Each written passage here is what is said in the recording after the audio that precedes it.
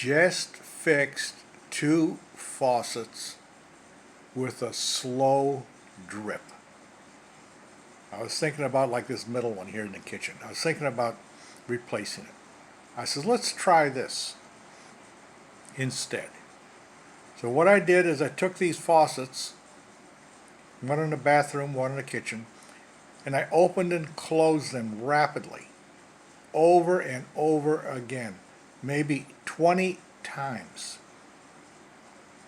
And in the case of the single handle faucet, turning it back and forth, hot, cold side, and opening and closing, opening and closing, opening and closing the faucet.